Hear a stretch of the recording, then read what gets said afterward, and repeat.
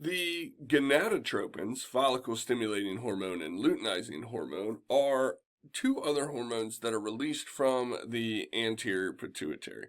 And just like the other hormones of the anterior pituitary, they are under control of release from hormones from the hypothalamus. So the hypothalamus releases a tropic hormone known as gonadotropin releasing hormone, and that targets the anterior pituitary to release these gonadotropins. So anterior pituitary is then going to release FSH and LH. And these two hormones are present in both males and females. So we're going to talk about them independently. So FSH, follicle stimulating hormone, acts in males and in females. Okay.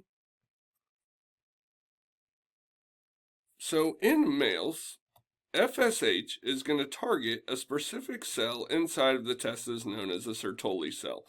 And the Sertoli cell is a supporting cell or a sustentacular cell that aids in germ cell development, aids in spermatogenesis. And when FSH binds to that Sertoli cell, it's going to cause that Sertoli cell to bind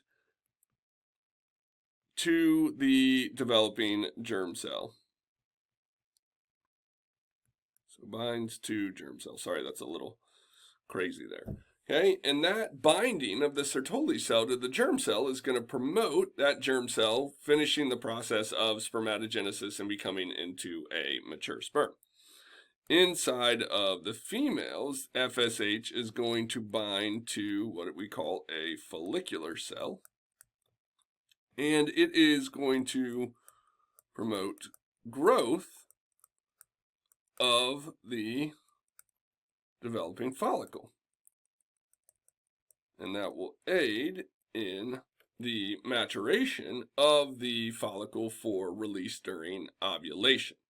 Okay, so in males and females, in both of these, this is going to use the cyclic AMP pathway. Okay, so easy to remember, FSH uses the cyclic AMP pathway. Okay, next up is LH, or luteinizing hormone. So LH, again, present in both males and females. Okay.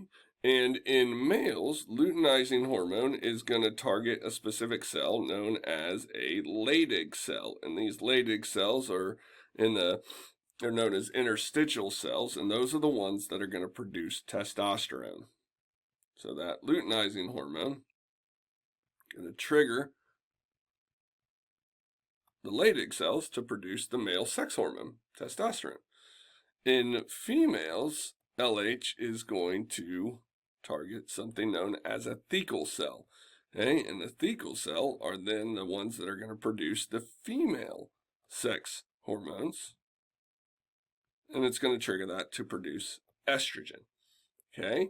So the surge of the gonadotropins is a little bit different and acts a little bit different than other tropic hormones. So we go back up here, we look at this sort of pathway, right? We have to remember that the hypothalamus releases this gonadotropin releasing hormone, which is going to trigger the anterior pituitary to do something.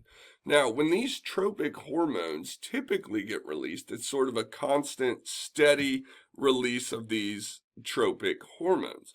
GnRH works a little bit differently in that it works in a pulsatile fashion, meaning there's like a surge and then it stops, then a surge, then it stops, then a surge, then it stops. And that's very important for the overall development and maturation, especially during puberty.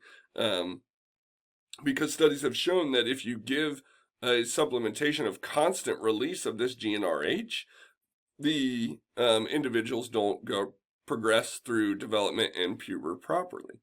Okay. The other thing that's really weird about these gonadotropins is their feedback loop, especially when we look at the females and LH and estrogen.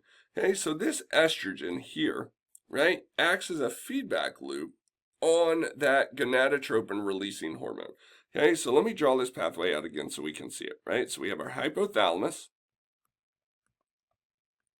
Hypothalamus is going to release GnRH, gonadotropin releasing hormone. That's going to trigger the anterior pituitary.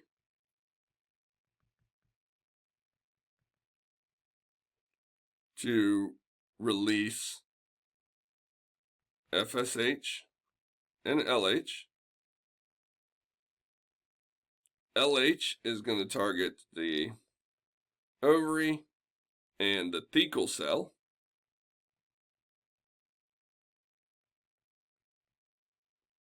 which is then going to cause the release of the female sex hormone, estrogen.